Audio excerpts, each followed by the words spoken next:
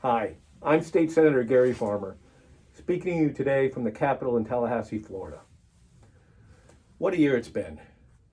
Who would have ever thought that a small piece of material like this, designed to protect the health, safety, and welfare of Floridians, would become such a divisive political object?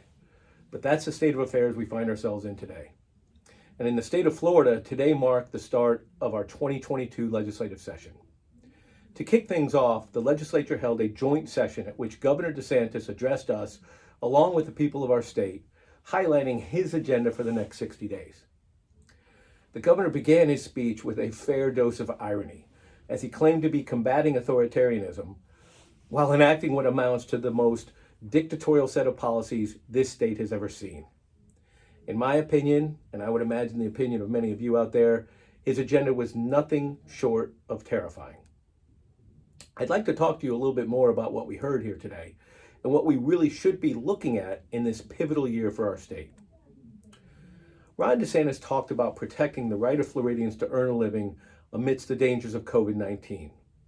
Yet it's been his lack of planning, misuse of resources, and disregard for science-based public health solutions that have actually forced many Floridians out of the workplace as they spend countless hours in line for tests due to the lack of state support. This has forced hourly workers to choose between protecting their health and making enough money to feed their families and keep a roof over their heads. The governor promised to protect Florida's Bright Future Scholarship Program. Yet just last year, he signed a bill that strips Florida students from the guaranteed tuition funding that the program had once promised them. Ron DeSantis touted environmental success, but he has signed bills to let polluters off the hook and has yet to take action to prevent harmful practices like dangerous hydrofracking that threaten our clean drinking water.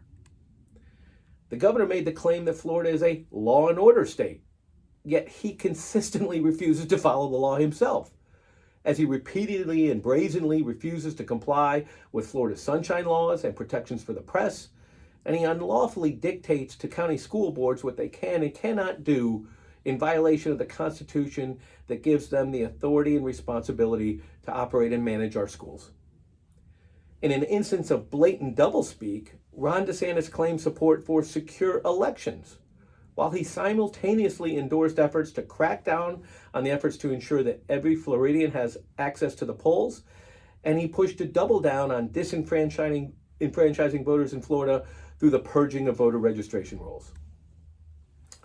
Ron DeSantis continued his push for the enforcement of election crimes, yet he himself has consistently refused to even acknowledge the arrests and ongoing investigation into the rigging of state Senate races by Republican agents in South and Central Florida with the use of hidden dark money funding contributed by some of Florida's biggest corporations. The governor also insulted the intelligence of every Floridian as he claimed to be a staunch defender of rights in our state. But we know this to be false, as he consistently arrests or detains reporters and concerned citizens at his public appearances. And last year, he signed legislation targeting free speech in Florida, criminalizing peaceful protesters, and creating a chilling effect among those working to defeat racism and inequality across the state. And lastly, the governor boasted of his intent to dismantle the right to privacy and a woman's bodily autonomy here in Florida. On the same day that anti-choice legislation was filed in both the House and the Senate, Ron DeSantis vowed to enact those policies which will prevent abortion access and impose forced pregnancy on Florida's women and girls.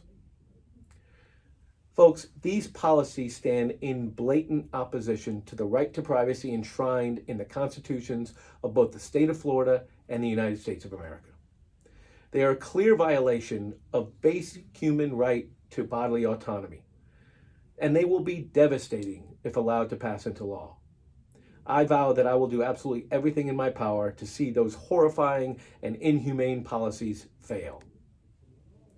Now, contrary to the restrictive, authoritarian, and punitive actions and plans of our governor, there are many things that Florida's government could do to make a better life in our state.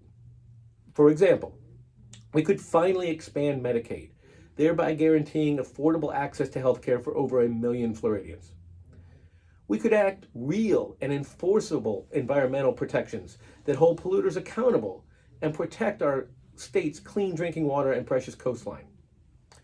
We could pass much needed and common sense firearm safety legislation to prevent the devastating loss of life that happens all too often in the state of Florida.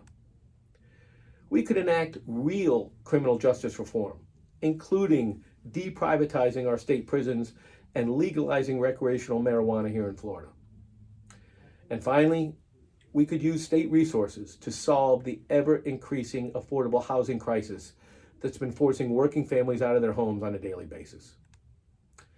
Unfortunately, none of these common sense and extremely important policies were even mentioned by the governor in his speech, nor by the leaders of the Senate and the House. I, along with many of my fellow Democratic legislators, have laid out a host of bills which would move Florida forward, while our working families were put into better and brighter futures along with them. As we kick off this 2022 legislative session, I'm asking you, my fellow Floridians, to please keep watching.